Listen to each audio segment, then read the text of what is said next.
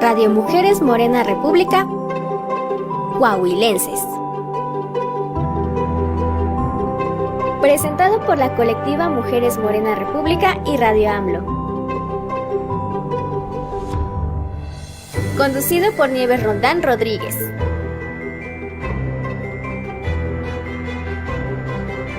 Todos los jueves de 5 a 6 de la tarde, hora centro. La 4T es feminista y seguirá.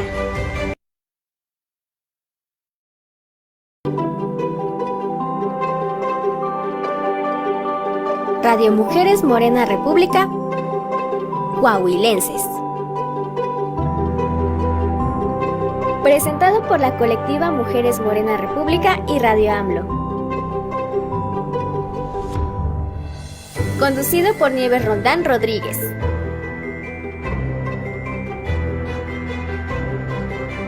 Todos los jueves de 5 a 6 de la tarde, hora centro. La 4T es feminista y seguirá. Hola, muy buenas tardes. Bueno, estamos contentas de recibir a las compañeras de Coahuila. Ellas nos van a apoyar en este programa del 17 de julio del 2025 y tenemos un programa especial. Nos van a acompañar Erlinda Treviño Alvarado y Argelia Bortoni González. Bueno, pues les agradecemos su participación, su apoyo, bienvenidas, y vamos a dar lectura a sus semblanzas. Ojalá y tengas por ahí las fotos. Vamos a iniciar con Erlinda Treviño Alvarado. Autorretrato. Originaria de Villa de Patos, actualmente General Cepeda, Coahuila. Pasa su infancia en la calle Zaragoza, donde conforma su universo personal al lado de sus padres, Eloy Treviño y Julia Alvarado, y de sus 8 hermanos mayores. La calle Real y el Paso Hondo le enseñaron cuál era su mano izquierda, el camino a la gloria, la derecha, el jardín de niños y la escuela primaria, cada cual con su envioletada plaza. Le mostraron que el horizonte podría ser mucho más amplio. A los 11 años, deja junto con su familia el pueblo en un tren con rumbo a Parras, mientras sus muebles, libros y el piano de la tía María viajaban en el camión de carga de los Ruiz Parras. La hizo maestra, mientras aprendió a leer música para usar las partituras de la castaña familiar. En Monclova establece una escuela de música. Es ahí donde se le abre la maleta del recuerdo y decide hacer un recuento y lista de las pérdidas de dejar ese paraíso llamado Patos. Un cielo azul como ningún otro, inmaculadas nubes siempre andariegas, una cuadra de vecinos que no necesitan compartir apellidos para ser familia, un arroyo, una sierra que cantan dulce y cuando quieren brama, un sol dorado que se vuelve de plata entre los viejos álamos y un aire refrescante, limpio y vigoroso. Es por esto que decide ventilar sus recuerdos con pequeños poemas o narrativas que le paguen con sosiego interior la siempre agridulce nostalgia. Sueña cada noche con una laguna en curva y en lo alto una luna sonriente que, como ella misma, suspira entre estrellas de diamantes por su ausente Patos.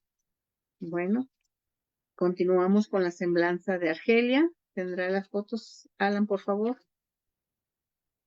Argelia Bortoni. Argelia Bortoni González, originaria de Monclova, Coahuila. Es ingeniera metalúrgica industrial por la Universidad Autónoma de Coahuila y tiene estudios de maestría en historia por la Universidad Iberoamericana, diplomada en educación, en redacción avanzada, en documentación y en derechos humanos.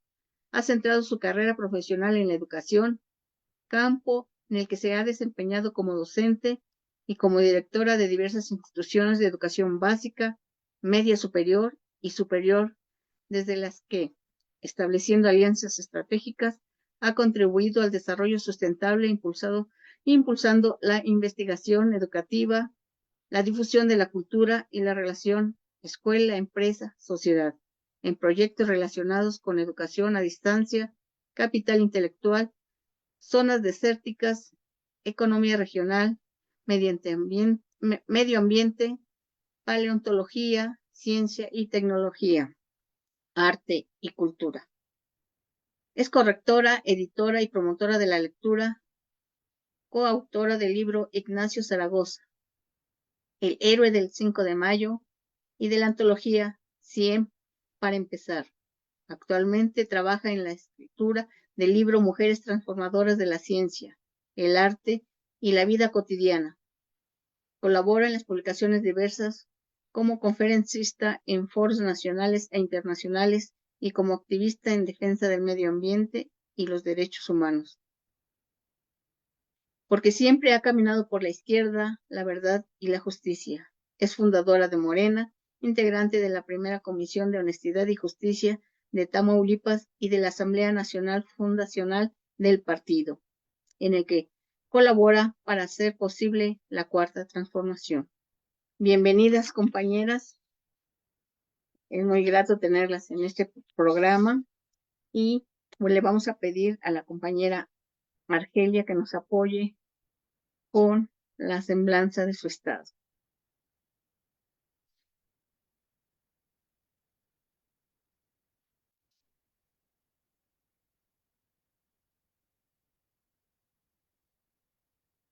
Argelia, ¿sí tiene su sonido?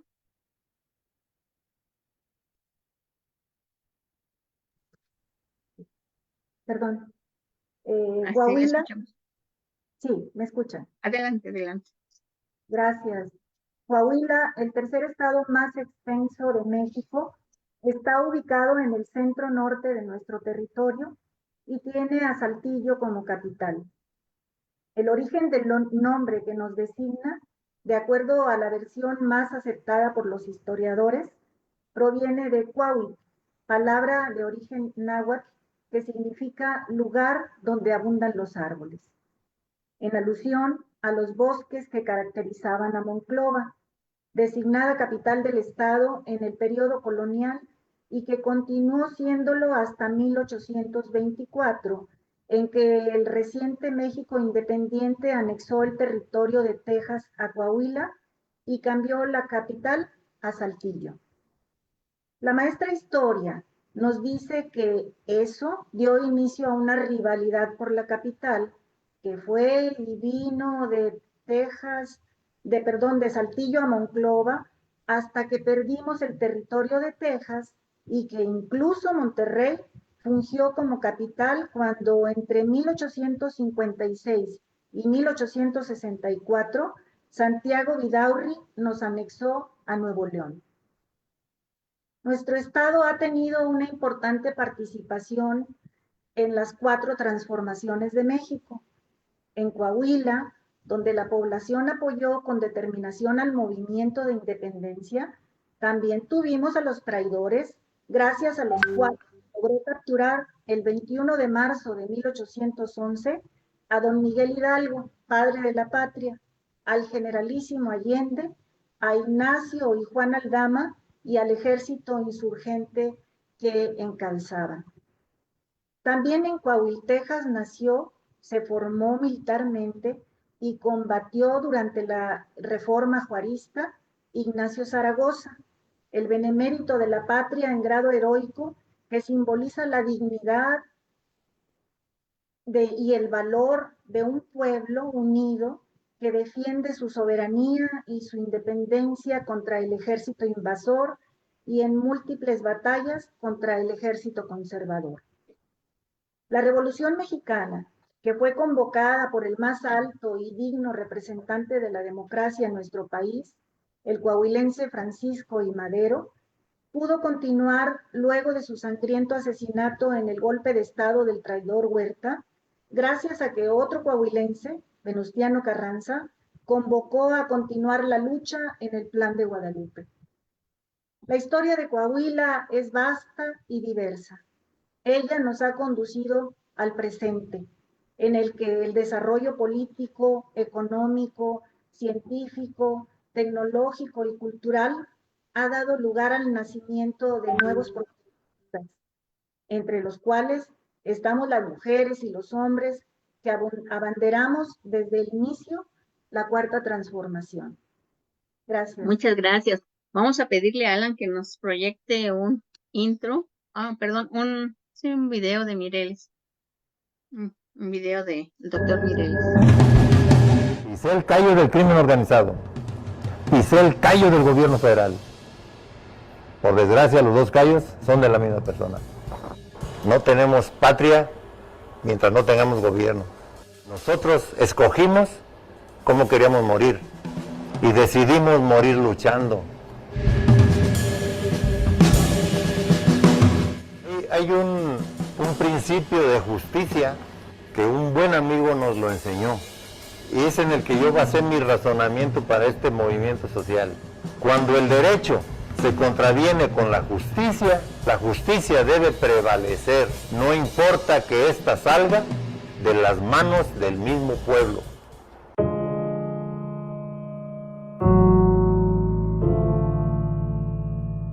Ahora, después de un buen rato de reflexiones, 3 años, veo que lo mismo que tenía Michoacán lo tenían todos los estados de la nación. Pero como nunca nos preocupamos por lo que le pasa al vecino, hasta que nos pasa a nosotros, es cuando empezamos a ver a nuestro alrededor. Yo no pienso regresar a mis trincheras, porque están todas balaceadas, por los buenos y por los malos. Yo no soy revolucionario, soy enemigo de la violencia, soy médico cirujano, soy humanista. Yo sueño con continuar y terminar mi labor como médico de mi pueblo. Pues ahí nací, ahí me crié, ahí di mi servicio social en ese hospital, de ahí fui director, de ahí soy el médico. Cuando ya matan a mis vecinos y me dejan sus cabezas adornando una glorieta, comprendí que yo seguía. Durante 12 años escribimos demandas, denuncias, protestas contra el crimen en Michoacán, pero nunca hubo una respuesta, porque yo llevé a un primo hermano mío a que presentara la denuncia con el Ministerio Público, de que le habían violado a su niña, y que ya estaba embarazada su niña. El Ministerio Público le dice a mi primo, no se preocupe, nosotros lo vamos a resolver. La denuncia que se acababa de escribir con el Ministerio Público estaba en la puerta de la casa de mi primo hecha pedazos, y un anuncio en la puerta de entrada donde decía, tienes hasta las 7 de la mañana para largarte de este pueblo, o les cortamos la cabeza a ti y a toda tu familia. ¿Sabe usted cuántas familias abandonaron nuestro pueblo en ese tiempo? 2,800 familias. Mi hijo el mayor dijo, te voy a poner la película, pero yo no voy a salir de aquí. Cada vez que la veo, me dan ganas de llorar. Yo autorizaba el uso de mi imagen para un documental, así estaba, para un documental, sin fines de lucro. Cuando yo me di cuenta es porque me decían, oiga, lo vimos en el cine ayer. Le dije, ¿y eso? ¿Les cobraron entrada? Sí. ¿Quién patrocinó la película? No, pues que la Toyota, que Vancomer, que Banamex, que... Y dije, no, entonces ya no es para información. Cuando a mí me detuvieron, escribí una carta a Peña Nieto, diciéndole que si con el sacrificio mío, al haberme encarcelado, se lograba la paz social en Michoacán, yo personalmente saliendo lo iba a ir a felicitar, pero fueron 3 años de inútil sacrificio. Michoacán está peor y la nación está 10 veces peor. El primer año no me dieron la oportunidad de leer ni siquiera una carta de mi familia. Ahora, la semana pasada, me dice una de mis hijas, papá, dice, me acaban de regresar todas las cartas que te escribí estos 3 años. Solo les pedimos 3 cosas al gobierno federal. Queremos una seguridad pública eficiente, una justa impartición de justicia. Y el tercer boleto que les pido yo desde hace muchos años a los gobernantes es el restablecimiento del Estado de Derecho. Ahora estoy tratando de armar mi siguiente trinchera. Es otra clase de armas las que vamos a usar. Me voy a basar principalmente a la razón, la justicia y la verdad. que son las únicas armas que yo he usado toda mi vida y que me gusta usarlas. Desde el día que aprendí que con esas armas han caído imperios. El error más grande que tuve fue haber confiado en el gobierno federal.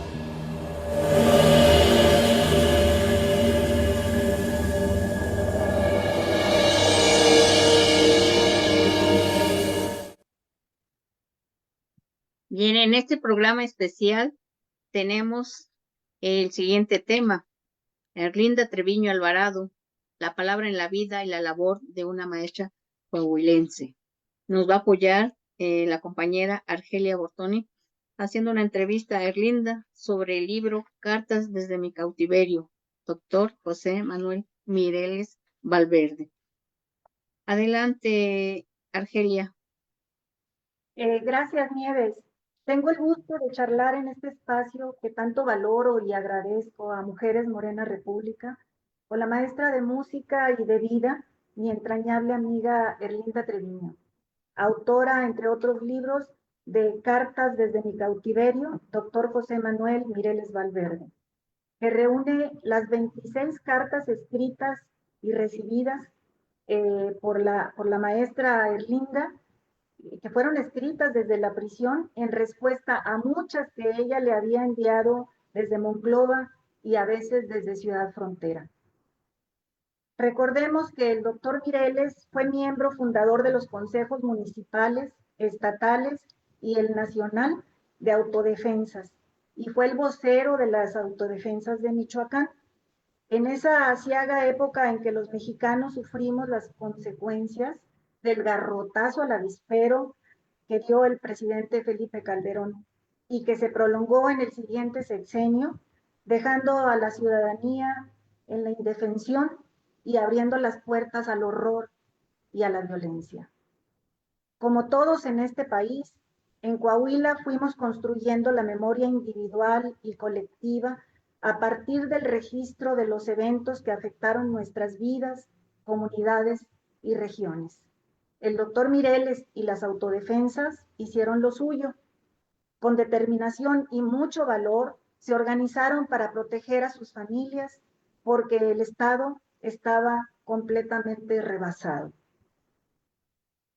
Amiga Erlinda, ¿qué recuerdos y reflexiones sobre este periodo nos compartes en tu libro y qué te llevó a iniciar una relación epistolar con el doctor Mireles?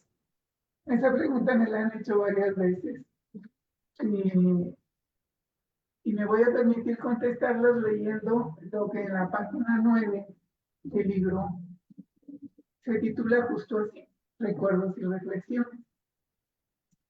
Siendo yo una coahuilense más, participaba de ese callado sentimiento de que algo fuerte y feo estaba cambiando a nuestro estado. Se oían relatos que cada vez se iban contando con voces más bajas y en grupos más reducidos. Nunca se sabe con quién estás hablando, era la nueva frase acuñada. Pero era todo. Ahí seguíamos, en ese automático vivir, como si no estuviera pasando nada.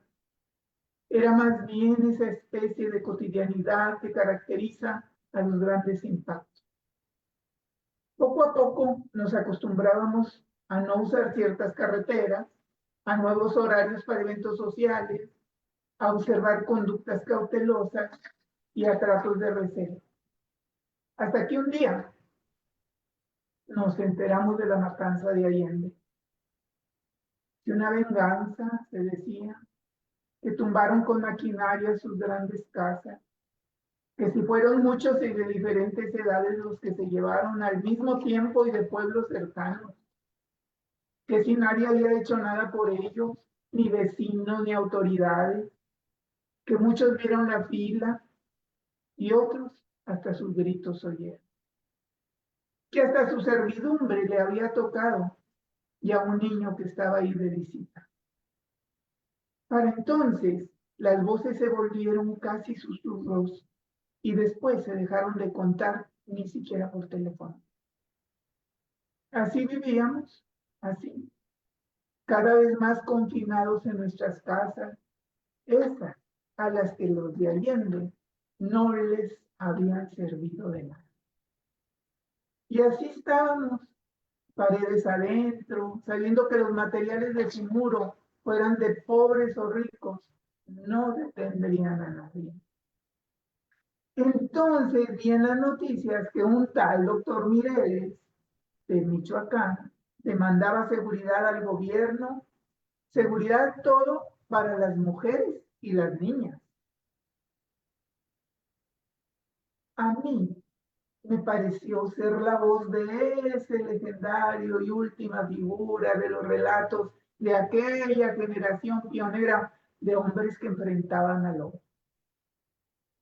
Dicen que el miedo es muy humano, es cierto, lo es. El problema está en que nos paraliza, y yo siempre he estado consciente de ello, porque así me lo enseñaron las mujeres más fuertes y con más años. Si no te mueves, aunque sea un poquito, al monstruo, además de estar grande, se le dan todas las ventajas. El miedo es un monstruo en sí mismo, eso lo sabemos todos, lo conocemos. Es más grande y más poderoso que los tumbacasas de Allende, esos que se llevaron a un niño bueno y que su mamá todavía lo sigue llorando. A mí sí me dio mucho miedo recibir la primera carta del doctor Miguel, tomarla y meterla a la comodidad de mi casa y pensar o sentir que entraba algo escrito desde una cárcel de máxima seguridad donde había puesto su mano y letra el preso del gobierno. Igual miedo me produjo contestarle. Más miedo aún me dio poner mi remitente. Pero pensé en él, pensé y pensé. ¿Por qué pensé tanto? Porque también he oído y leído relatos de los monstruos que habitan las prisiones, y uno de ellos se llama mente. Esa que nos sirve para pensar cosas buenas y otras muy malas, y que en casos de aislamiento se vuelven contra nosotros y nos asustan diciendo: te tienen olvidado, ya no vas a salir, menos tú que estás enfermo. ¿Y qué caso tuvo todo esto? Arrastraste a la cárcel a tus compañeros, queriendo defender a otros, pusiste en más peligro a tu familia. Tu padre ya está viejo, se va a ir sin verte y sufre. Te lo dije, al monstruo del poder no hay quien le gane. Estás solo, solo. Por eso decidí seguir la correspondencia, para entretener su mente, para no engordar a los monstruos del aislamiento. Entonces, para entretenerlo, decidí platicarle, pues que yo lavaba mi ropa, que cómo quitaba todos los días el polvo de Monclova. Le platicaba de mis plantas, de mis animales domésticos, de que acá afuera hacía mucho calor o mucho frío, de que el correo de frontera me quedaba más cerca aunque yo fuera de Monclova, y de que aguantara mis cartas, esas que mi mamá decía que yo era capaz de llenar con 10 hojas hablando de nada. Que las leyera, que les iba hasta servir para cuando saliera, como práctica para platicar con mujeres. Hasta villancicos navideños y letras de canciones viejas le mandé. Pues me hizo mucha gracia verlo en un video tocar el piano.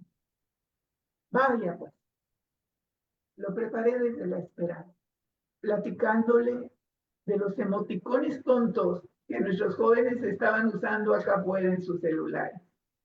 Se los llegué a dibujar y a usar mis boberas escritas para que se actualizaran. Por su respuesta, sabía que sí le llegaban, aunque los dibujos estaban prohibidos en las cartas. Esas cartas que los de mi alrededor me ayudaban a echar en el correo, como se decía antes, porque para mí era difícil hacer. Pero escribirlo sí me era muy fácil. Y siempre le decía que las leyera y las releyera, porque al cabo que un preso tiene mucho tiempo para entretenerse con algo. y un día salió. Y después de unos meses, otra carta cayó en mi buzón, pero estaba con mi propia letra y un sello con la palabra externo. Cuando le planteamos al doctor Mireles la posibilidad de editar un libro con su correspondencia, me contestó de inmediato: me parece muy bien, maestra, que a través de la literatura quede huella de nuestro movimiento. Y yo, parafraseándolo, digo, y a mí, para que quede evidencia de que a muchos la matanza de Allende, esa que aún no se cuenta en voz alta, nos pudo como grieta de mina en carne abierta, y que muchos, muchas, porque lo sé y las he visto, seguimos en nuestro Coahuila llorando como la mamá a su niño asesinado.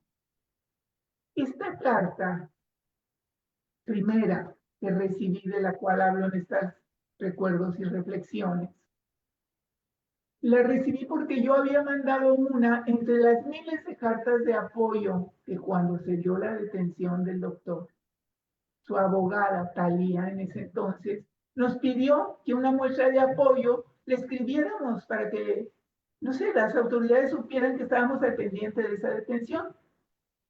Y yo la puse. Dije, pues, una carta anónima. Pero cuando recibí una respuesta, es porque lo platico yo aquí. Me dio miedo, donde una maestra tan cotidiana iba a estarse carteando con alguien que uno veía así como que el autodefensa de Michoacán. Esa es la explicación que viene a quedar en este libro, y de las cartas, pocas porque le quitaban muchas, llegaron a mi destino, igual que muchas de las mías no llegaron al destino, se las quitaban. Pero afortunadamente llegaron 26 y recibí algunas. Bien, en estas cartas, como bien dice nuestro amigo Isidro Ruiz en la contraportada del libro, podemos sentir la esencia de dos seres humanos en apariencia distintos, compartiendo con sencillez y cierto candor tanto los hechos de su entorno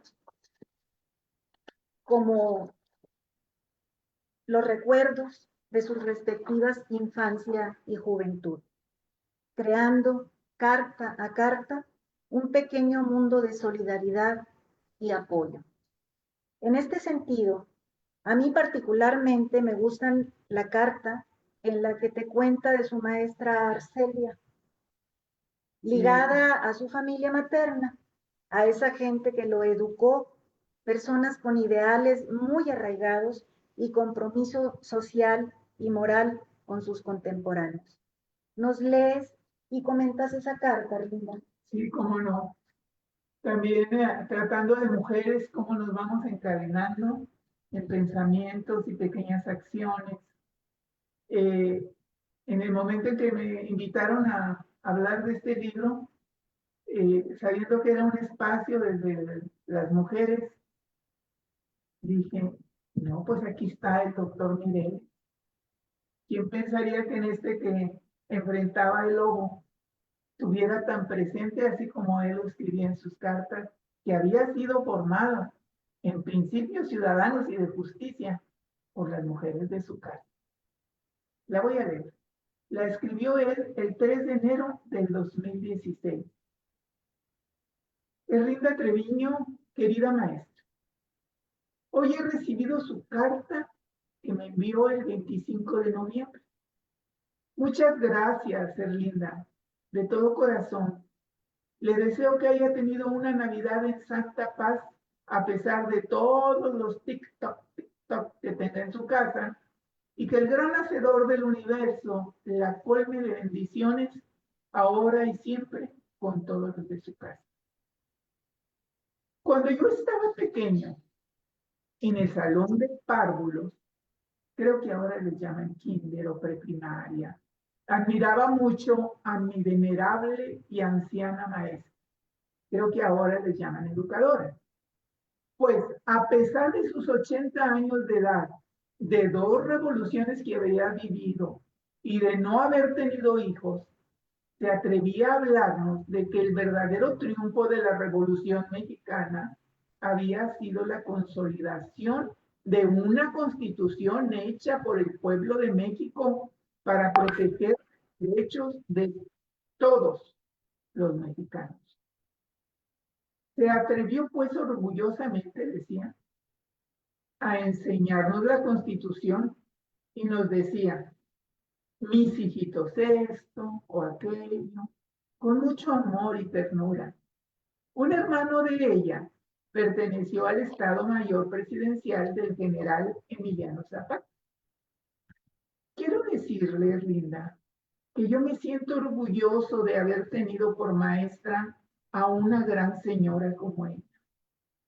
Pero más orgulloso me siento por haberle podido ser útil en los últimos meses de su vida, 107 años de edad.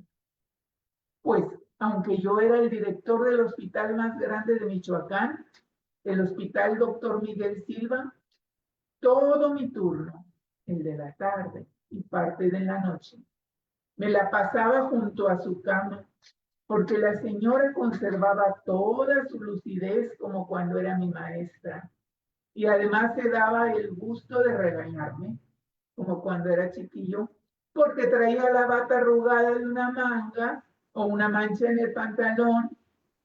Yo solo me reí. Un día le pregunté, maestra, ¿por qué insistía usted tanto en que aprendiéramos el teorema de Pitágoras y la Constitución en su kinder? Solo contestaba que era lo único que se le ocurría para abrir el conocimiento a la razón. Todavía no entiendo la respuesta 30 años después. Todos los que salimos de su escuela de párvulos sabíamos leer y escribir matemáticas, sabíamos trigonometría y todo en manuscrito. En las escuelas primarias, a donde ingresábamos, nos brincaban a la mayoría al segundo o tercer grado. Su nombre era Arcelia Sandoval. Su hermano era Camilo Sandoval, el que le escribió una carta al general Zapata en su tumba, diciéndole en pocas palabras que su sacrificio había sido en vano, que la tierra seguía siendo de los ricos y poderosos, y que el gobierno ya había eliminado de la Constitución las leyes de reforma agraria. Esa es la gente que me educó a mí, amiga Erlinda. Es la gente de la que yo desciendo, pues soy hijo de Margarita Valverde Sandoval, hija de Esther Sandoval, de la misma familia de don Camilo y mi querida maestra. Pero como dice usted, un día nos sentaremos por ahí y charlaremos de este mi mal momento. Lo que sí le puedo decir es que a este humilde servidor nunca el tiempo o la distancia le han hecho olvidar a las personas que amo. Un fuerte abrazo y muchas gracias por su apoyo moral. Fraternalmente, Constitución y Justicia, Doctor José Manuel Mireles Valverde. Gracias. Gracias. En la carta hay una carta en que es evidente que el doctor Mireles atribuye un alto valor a tu solidaridad y al contenido de las cartas que tú, una desconocida, desde un lugar remoto, le envía. Podemos sentir en carne propia la desesperación y al mismo tiempo la resignación que experimenta por no poder defenderse ante la ley del más fuerte y no la de la razón y el derecho como debería ser, que impera en la cárcel, donde se justifica imponer un duro cerco a la palabra escrita por considerarla peligrosa. Esa breve carta me parece una joya que refleja el trato indigno que el Estado brinda a sus mejores hijos, a quienes se resisten a someterse a la barbarie. Me gustaría que la leyeras. Es muy linda esta carta. Dice así, fue escrita el 12 de marzo del 2017. Fernanda Treviño, querida maestra. Por este conducto le doy mis saludos y mis respetos por el Titipucha de cartas suyas que recién me fueron entregadas estos días, escritas entre el 30 de noviembre y el 27 de enero. Gracias también por todos los timbres que me envió. Por desgracia, en este lugar, y según ellos, en el artículo 30 de su reglamento interior, los timbres, las hojas, los sobres, lapiceros y libros son considerados objetos peligrosos y por tal motivo o son rechazados o son devueltos, pero no nos los entregan. De todas maneras, le agradezco mucho sus nobles intenciones al enviarlos. Me da risa, en cambio, que en la tienda local me vendieron un radio. Escucho todas las noticias y la música que a mí me gusta. Hasta sé que tendrán elecciones estatales en Coahuila. También me vendieron un reloj. No sé para qué lo quiero, porque aquí el tiempo se detiene desde el momento de nuestra previsión. Maestra, encontré unas pastorelas navideñas, villancicos navideños españoles, escritos por don Emilio Lafuente Alcántara en Madrid en 1865, pero publicados por el indio mexicano Ignacio Manuel Altamirano en 1871. En su libro maravilloso, Navidad en las montañas. Me permito transcribírselo aquí, aunque yo seguiré extrañando el niño del tambor, porque incluso aprendí a tocarlo con el órgano casero que tuve. Bueno, lo estuve intentando. Gracias por todo su apoyo moral. Fraternalmente, doctor José Manuel Mireles Valverde. Muchas gracias. Si me permiten, podemos hacer una pausa. Nos va a apoyar Eli con la lectura de saludos, mensajes o preguntas en redes sociales. Por favor, Eli, adelante. Hola, muy buenas tardes a todas las compañeras que nos ven, que nos están escuchando el día de hoy. En verdad, la trayectoria de ustedes, compañeras, que es muy importante, y del doctor Mireles, la verdad, un personaje una camarada muy importante, la verdad, muy interesante de escuchar. Y bueno, aquí nada más les estamos pasando donde nos estamos escuchando en vivo y en directo ahorita, a través de las páginas de Facebook de Mujeres Morena República y de Radio AMLO. Y tenemos un montón de mensajes que están llegando de todas nuestras compañeros, compañeras, compañeres. Por ejemplo, Jorge Osvaldo a través de Radio AMLO Militante nos está escribiendo: saludos a todas las compañeras desde la ciudad de Torreón, Coahuila. Hola Osvaldo, mucho gusto. También nuestra referente del estado de Coahuila, Isabel Peña, nos escribe y nos saluda y dice: excelente tema. Ernesto Santos también nos está escuchando y nos escribe: felicidades a las que hacen posible este programa. Muchas gracias, Ernesto, a nuestras compañeras que nos vinieron a platicar y hablar de algo muy importante. Martín Santos también nos manda muchos saludos. Regina Hernández, muchas felicidades a la maestra por su gran trayectoria y causas sociales. Y Jorge Osvaldo también felicita a la maestra Isabel Peña, a ustedes.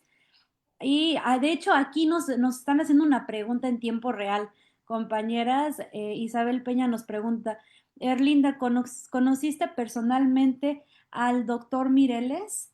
Eso es lo que nos pregunta nuestra compañera. También a través de la página de Facebook de Morena Mujeres República nos escuchan desde el sureste del país las compañeras de Campeche, Trinidad Contreras y Roxana Maldonado. Aquí nos dicen que el doctor Mirel es una gran persona, un gran luchador, que en paz descanse. También Cecilia Saucedo nos manda un gran saludo a todas nuestras compañeras coahuilenses.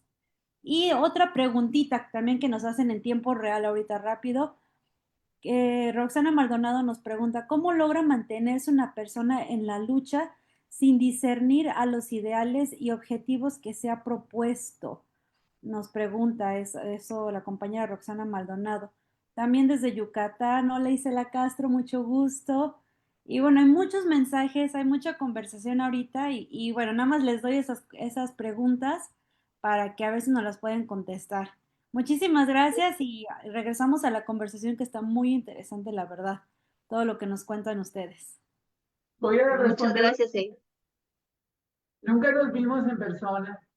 Cuando salió de la prisión, que fue un tanto sorpresivo, aún para él, porque muchas veces le habían dicho que iba a salir, finalmente no salía, y así por el estilo. Entonces, de pronto supe que había salido, y bueno, ya me quedé muy en paz contestando. No, nunca nos vimos. Ya cuando salió, voy a decir como los adolescentes, me buscó en Facebook. Entonces hicimos contacto y nos empezamos a seguir escribiendo a través del Messenger cómo había encontrado su casa, su rancho, sus vivencias, cómo iba a escuelas. El doctor era, bueno, era, ya, ¿qué voy a decir? Era muy especial. Me platicaba de las actividades a las que asistía poco a poco, de grupitos como para reintegrarse, curarse socialmente. Tuvo, él solo se diagnosticó, solo se dio esa terapia. Lo más cercano que estuvimos fue cuando vino a Monterrey y me dijo, me voy a dar la vueltecita. Pero no, nunca nos vimos, realmente no le dio el tiempo, pero siempre seguimos en comunicación. Me encantó y cada vez que salía, es importante, qué bueno que hicieron esta pregunta, pero eso sí, cada vez que salía uno de sus compañeros, porque le pesaba mucho lo de sus compañeros, eran jefes de familia, pensaban en sus familias, en fin. Cada vez que salía un compañero, porque habían logrado a través de las fianzas que nunca les quitaron, sus multas a cada uno de él y sus compañeros, entonces me hablaba, hoy salió, hasta que me dijo, hoy salió el último más. Entonces seguimos ese movimiento de libertad para él y para los demás, pero siempre a través de la correspondencia. Nada más ahí sí, pues nos modernizamos. Muchas gracias. Adelante, Argelia, ¿podemos continuar, por favor? Bien, bueno, había una pregunta por ahí, que decía que cómo lograba una persona mantenerse en la lucha sin renunciar, entiendo, pues a sus proyectos de vida, ¿no? Creo, según mi opinión, que como dice una voz popular, lo importante no es la meta, sino el camino, ¿verdad? O sea, tenemos que ir construyendo de acuerdo a lo que vamos, a cómo vamos caminando. Y si fuimos educados en principios y en valores humanos, creo que podemos mantenernos en esa misma recta hasta el final. El mundo no sería lo que es si no hubiera pues el yin y el yang, lo negro y lo blanco, lo bueno y lo malo, ¿verdad? Siempre Así hay es. que en la lucha. Bien, Ujú. le quiero preguntar a la maestra Linda, que hay una, bueno, en esa carta que leíste anteriormente se queja de que no le dieron la Zurdiñola, que era una pieza teatral que escribieron Erlinda e Isidro Ruiz. Eh, pero a mí me da mucho gusto saber que La Zurdiñola ya está en libro, ¿verdad? Ya fue editado el año pasado. Y quisiera preguntarle, ¿finalmente recibió ese libro o esa pieza teatral? En ese entonces estaba yo escribiendo La Surdiñola en forma teatral, claro, bajo la investigación histórica del ingeniero Ruiz Díaz, y le platicaba, pero se los mandé copias a los últimos borradores. No, nunca se los entregaron. Y decía, no, nada más me dieron tuve el gusto de ver en dónde iban envueltas en una carpeta musical, maestro. pero ya luego que salió sí le llegó. Otra de las metas cumplidas afuera sí la llegó a leer. La Surdiñola, que recuperan todo el marquesado de Aguayo, por cierto, a través de puras mujeres descendientes de Urdiñola durante 5 generaciones.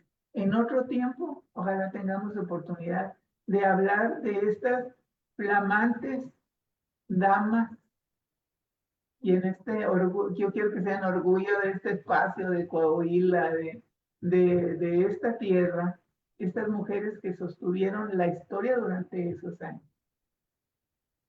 Bien, pues un tema no termina nunca porque lo que vamos sabiendo nos va conduciendo en el camino para ir descubriendo más cosas.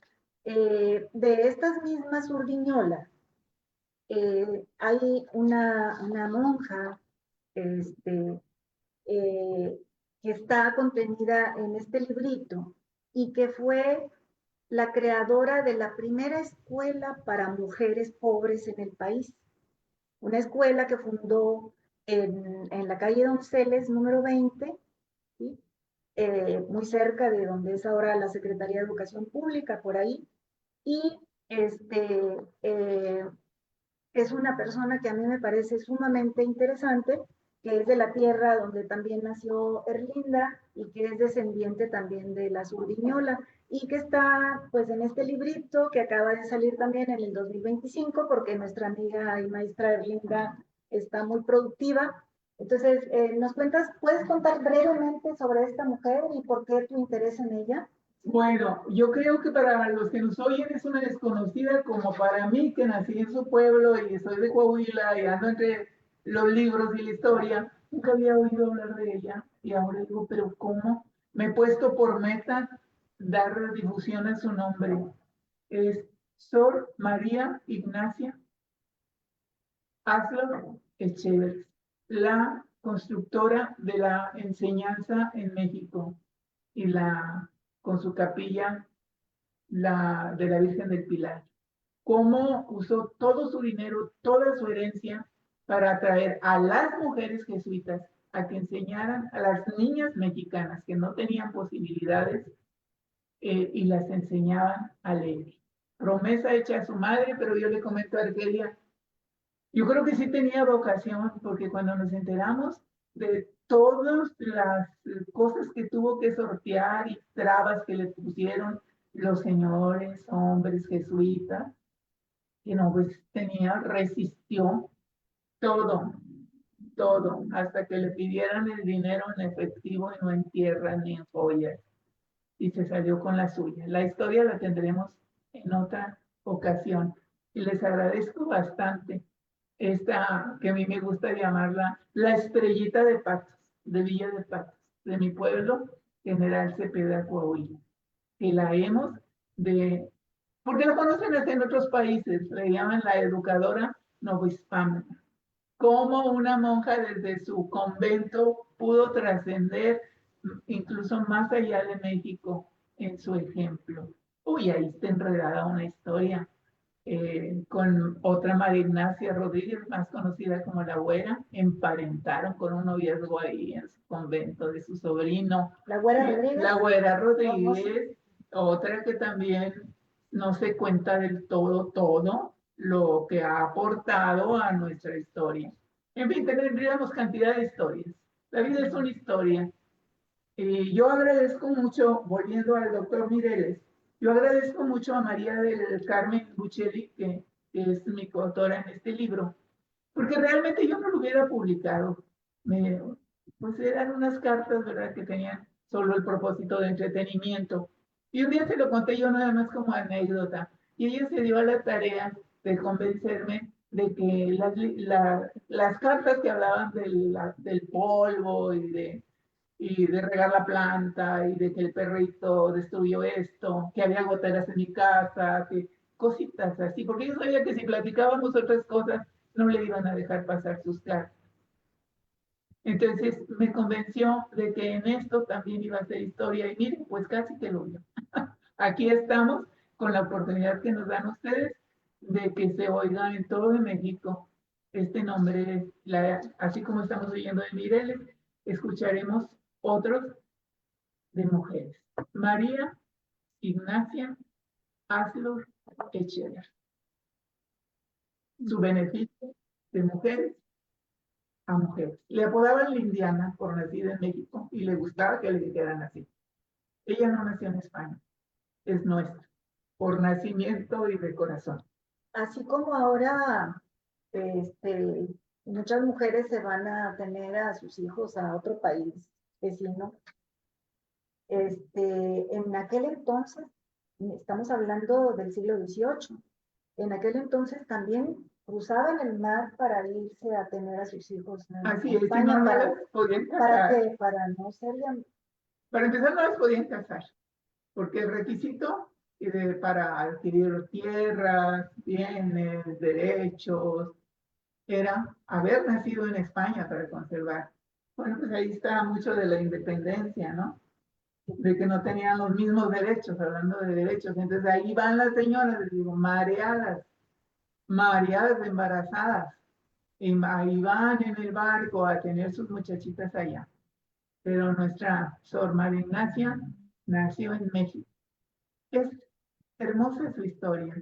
La hicieron estar en España mucho tiempo para ver si se arrepentía y lo que quería construir quedara en España. Pero ella dijo, no, esto es para las mujeres de la tierra donde yo nací, la indiana. La comparaban con San Juan, Sor Juana, perdón. Sí, la comparaban con Sor Juana. Y cuando desfilaba le gritaban estribillos, habló en España, se debe haber oído, y le decían, de dos indianas estamos orgullosos, pero más de la segunda, porque Sor Juana el conocimiento era para ella, pero el de María Ignacia era para vos. Nunca se me había ocurrido pensar así, dije, bueno, como dicen por ahí, el pueblo siempre es sabio, usando la frase, es sabio, es cierto, nunca había reflexionado eso. Bueno, sí, le debemos decir en honor a Sor Juana bueno, que todos sus libros que fueron publicados han aportado mucho a las mujeres, al movimiento feminista y a la educación de las mujeres en este país. Fue como la primer feminista, ¿no? Un Sí. poquito. Sí, pero donde no hay letra, no podemos transmitir conocimiento.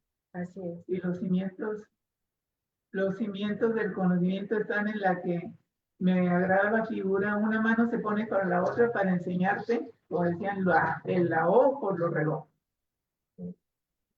Bien, quisimos llamarle a esta charla la palabra de una maestra coahuilense, ¿verdad? Porque realmente la palabra es muy importante. O sea, la palabra le llegó al doctor Mireles cuando estaba, eh, pues, en una cárcel, aislado, no recibía, nos dice en sus cartas, no recibía pues, cartas de casi nadie, ¿no? O sea, ¿quién se ponía a escribir en esta época tan reciente? Porque es muy reciente esto, ya casi nadie escribíamos cartas. Y la maestra Erlinda se ponía y le mandaba muchas para que él no se sintiera solo. O sea, la palabra le ayudó en momentos muy terribles, como se viven en una cárcel. Y la palabra de Erlinda también ha ido a los libros para mostrarnos pues que hay otras personas muy importantes, otras mujeres, otros hombres luchando en este país por hacerlo cada vez mejor. Bien. Muy bien. ¿Consideran que el doctor Mireles tomó en cuenta a la mujer? Totalmente, totalmente. Contradice las cosas que quisieron ahí hacer públicas en este sentido en su contra. Totalmente. Era una persona sumamente respetuosa con el asunto de las mujeres. Y el que lo dude, como dicen, la gota que derramó el vaso, fue ver que llegaban las niñas y las mujeres violadas y él las atendía en su consultorio. y fue una de las causas por las que decidió pues organizar al pueblo para defenderse, ¿no? Para defender las mujeres del pueblo. Llegaba estas personas hasta las puertas de la casa, lo decía él mismo, ¿no? Está publicado en muchísimos videos porque el doctor se convirtió en todo un fenómeno importantísimo, o sea, nos dio voz, o sea, empezamos a perder el miedo todos, ¿no? Y él decía, llegaban a nuestras casas a decirnos que se iban a llevar a nuestras mujeres por un mes, por un tiempo determinado. O sea, ¿cómo íbamos a permitir eso? Entonces yo creo que las mujeres movimos mucho el corazón no solo del doctor Mireles, sino de todos los autodefensas de Michoacán y de la gente en este país, ¿no? Que empezamos pues a despertar del miedo, ¿no? A dejar de temer tanto para enfrentar al monstruo. Bueno, vamos a ver si Eli tiene alguna pregunta o algo que mencionarnos en las redes sociales. Eli, ¿estás por ahí? Sí, sí, sí, claro, aquí sigo viendo todos los comentarios que todavía pues llegan aquí. De hecho, la compañera Isabel Peña nos dice que era María Ignacia. Ay, perdón. Dice que María Ignacia. También todas nuestras compañeras de la Ciudad de México. Evelyn Nieto nos manda un gran saludo, que está presente aquí escuchando atenta la conversación. Mari Rodríguez Blanco de Parras, Coahuila, nos manda un gran saludo. Y también a nuestras compañeras de Chiapas, saludos desde Chiapas, muy interesante historia. Isidro Ruiz manda felicitarlas a las dos compañeras. Me alegra que hagan la diferencia. Eso nos escribe. Y Roxana también nos escribe aquí la compañera Roxana que bellísimas historias, que muchas felicidades. Y bueno, son algunos de los tantos comentarios que han estado llegando, porque sí, la verdad ha estado muy interesante la conversación. De hecho, hasta me perdí un poquito, pero sí. Recuerden aquí que nos sintonizamos a través de todas estas páginas de Facebook y que también pueden seguirnos en todas las redes sociales para que estén al pendiente cuándo va a ser el próximo programa y de qué van a tratar. Muchísimas gracias, compañeras. Muchas gracias. Gracias a ustedes. Gracias a por ustedes, este a tiempo. todo el equipo, que bueno, a pesar de que tenemos tantos años en la educación, pues no tenemos mucha práctica en estas cuestiones nuevas, ¿no? De proyecciones. Entonces, ustedes han sido muy pacientes con nosotros, lo apreciamos. Gracias. Pues muchas Quiero gracias. Bueno, a mí me gustaría enfatizar en una pregunta, políticamente hablando. Me parece muy, muy interesante lo que el doctor Mireles mencionaba. Él decía que no teníamos patria mientras no haya un buen gobierno. Creo que tiene una profundidad muy, muy, pues ahora sí que muy amplia. ¿Por qué decía el doctor Mireles que no teníamos patria mientras no hubiera un buen gobierno, en otras palabras? ¿Quieres comentar? Pues yo está completamente acertado. La gente del campo, de los pueblos, la gente agreste, nunca pierde el sentido común, así como en el video. Dijo, pues ¿de quién pagó la tinta? ¿Quién pagó la película? Ah, no, pues no es de los de nosotros.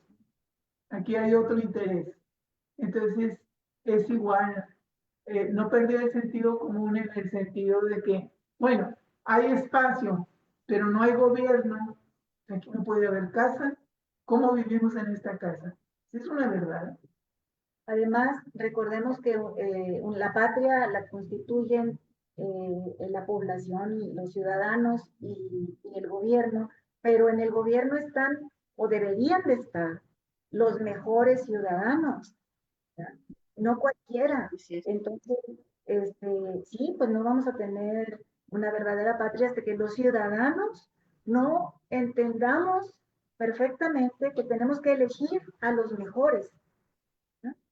Entonces sí tendremos una patria, la patria que merecemos, que es la mejor, que sería la mejor de todas. Bueno, les agradecemos mucho su apoyo en este tema y pues decirles que nos agradó mucho su información, que es importante que la tomemos en cuenta, ya que hay repercusión hasta a nivel nacional, ¿verdad?